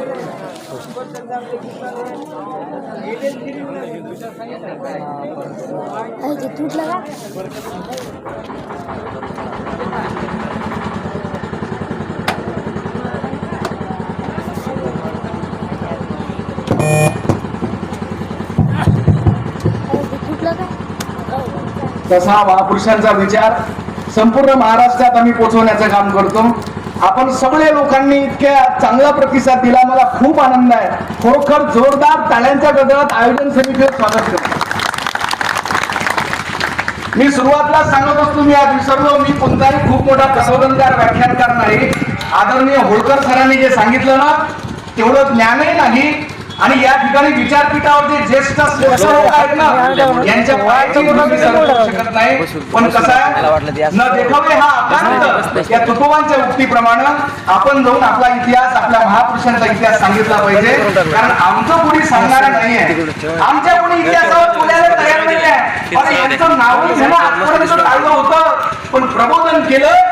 तुमच्या गावातले जसे युवा पोरं एकत्रित आले, असं अनेक महाराष्ट्रात अनेक मंडळ, अनेक तरुण पोरं पुढे आले आणि त्या माध्यमातून प्रबोधनाचा विचार हा गावागावात जात आहे. फक्त मित्रांनो, योग्य मार्गदर्शक असणं काळाची गरज आहे. गुरुविना ज्ञान नाही, अशी आमची संस्कृती म्हणते. तो गुरु शोधता आला पाहिजे. नाहीतर एका गावात 2 तरुण पोरं आहेत, त्यांच्या हातामध्ये आजोबाचा ग्रंथ हातात पडला. बघा, चांगला गुरु असला तर ग्रंथाचं ज्ञान समजते तुम्हाला. ते 2 तरुण पोरांच्या हाती फडक्यात बांधलेला एक ग्रंथ सापडला. त्या ग्रंथात एक ओवी होती. एक 100 फूट उंचीचं पिंपळाचं झाड होतं.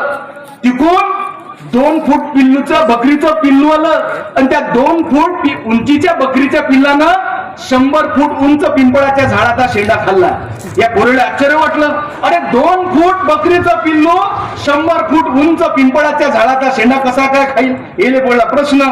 हे पोरं होते कॅडरचे, विचार पडला त्याला, प्रश्न केला त्यानं, विचारणा केली आणि त्याच्या लक्षात आलं की हा सगळा चुकीचा इतिहास लिहिलेला आहे, हा ग्रंथ फाडला पाहिजे.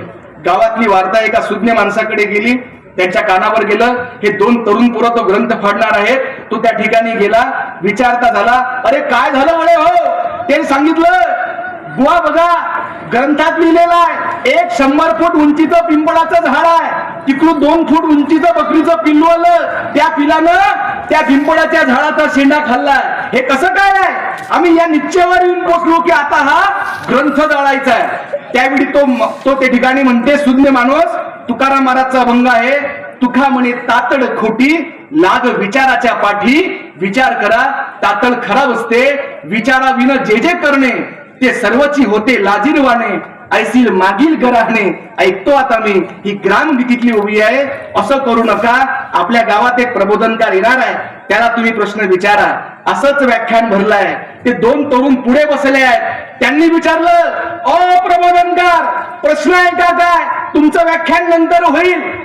प्रबोधनकारानं विचारलं, प्रश्न काय आहे? 2 तरुण पैकी एक म्हणायला लागला, एक 100 फूट उंचीचं पिंपळाचं झाड आहे, तिकडून 2 फूट उंचीचं बकरीचं पिल्लू आलं आणि त्यानं त्या पिंपळाच्या झाडाचा शेंडा खाल्ला. हे कसं काय आहे हे सांगा, नाहीतर या सभेत हा ग्रंथ जाळतो. त्यावेळी तो प्रबोधनकार म्हणाला, ऐका काय आहे मित्रांनो, 2 फूट उंचीच्या बकरीच्या पिल्लानं 100 फूट उंच पिंपळाच्या झाडाचा शेंडा खाल्ला. कारण ते झाड पिंपळाचं विहिरीत होतं. विहीर 90 फूट खोल होती, पिंपळ 100 फूट होता, तिकडून बकरीचं पिल्लू आलं आणि त्याने तो शेंडा खाल्ला. मित्रांनो, असं अनेक ग्रंथाच्या बाबतीत होऊ शकते. या महापुरुषांनी असं काय म्हटलं, असं काय लिहिलं, त्याच्या मागे बॅकग्राऊंड असते, त्याच्या मागे पूर्व इतिहास असते. पण याचा सांगोपांग अभ्यास न करता आम्ही एकदम उत्तेजित होतो आणि फार मोठे चूक करून बसतो. म्हणून पूर्वजांनी जे लिहिलं आहे याचा सुद्धा मतितार्थ आम्हाला योग्य व्यक्तीकडून योग्य मार्गदर्शनाकडून समजून घेता आला पाहिजे. तर येणाऱ्या पिढीला आम्ही नवीन मार्ग देऊ शकतो. या ठिकाणी 10 वाजत आले. या ठिकाणी पोलीस प्रशासन आहे, नियम प्रत्येकाला आहेत. 10 वाजेपर्यंत कार्यक्रमाची मर्यादा असेल. आपण सगळ्यांनी अतिशय उत्तम आयोजन केलं आहे. पण आयोजनात माहित आहे का, माझा अनुभव आहे सर, मी व्याख्यानाचं आयोजन आदरणीय भुजाडे सरांचं आमच्या गावात केलं. नागपूरचे आहेत, इतिहास होळकरशाहीचे संशोधक. पण असा कार्यक्रम असला ना फार त्रास होते बरं आयोजकांना. इतका त्रास, आदर सत्कार जरी एखाद्याला हुकला तर 8 दिवस बोलत नाही बरं हुक. फार भयानक आहे. मला नावच घेतलं नाही म्हणते राजाच्या बोरिंग गेलं. आता बोरिंग गेलं का सारा गाव थोडे माहित असेल बापा. जेवढे लोक माहित आहेत तेवढ्याचे नाव घेतले आता मी आहे ना. वर्गणी मागायला जातात आमचे लेकरं, लहान लहान तरुण पोरं आहेत. बघा किती तळमळ आहे. महापुरुषांचा विचार तुमच्या आमच्यात मनात गेला पाहिजे. हे जातात, भाऊसाहेब जयंती आहे 100 रुपये देतात का? 500 रुपये, 100, 50 जेवढे जमतं तेवढं. आमचेच लोक म्हणतात लिहून घे, दिन तर विचारच म्हणते पुढे. लिहून घे म्हणते, फक्त कार्यक्रम होते त्याची वर्गणी भेटत नाही. अनेक लोक कार्यक्रम यशस्वी करण्यासाठी ज्यांनी मदत केली त्यांच्यासाठी जोरदार टाळ्या वाजवा. जेनं नाही मदत केली, जेनं काळ्या घातल्या याच्यासाठी त्याच्यासाठी टाळ्या वाजवा. मनापासून म्हणणं आहे. आपा मला नाव माहित नाही, गाव माहित नाही, काही नाही, पण आपा पुढच्या वर्षी हा कार्यक्रम होऊ द्या. असा तुमचा कार्यक्रम चंद्र सूर्य जोपर्यंत आहे तोपर्यंत अहिल्याई जयंतीचा कार्यक्रम तुमच्या गावात झाला पाहिजे. तुमच्या गावात पुढच्या वर्षी आणखी प्रबोधन करायला बोलवा. हा विचारांचा जागर तेवत ठेवा. या लहान मुलांमधूनच उद्या येणारे भावी क्रांतिकारक घडतील. आणि म्हणून या अपेक्षा सांगतो, अहिल्यादेवी होळकरांचा विचार खूप मोठा आहे, खूप मोठा इतिहास आहे. मी रात्रभर जरी बोललो तरी तुम्हाला उठवू देत नाही. मग काय बोलतच बसू का? मला अनेक कार्यक्रम आहेत. ठीक आहे, धन्यवाद. जय लई जय मल्हार.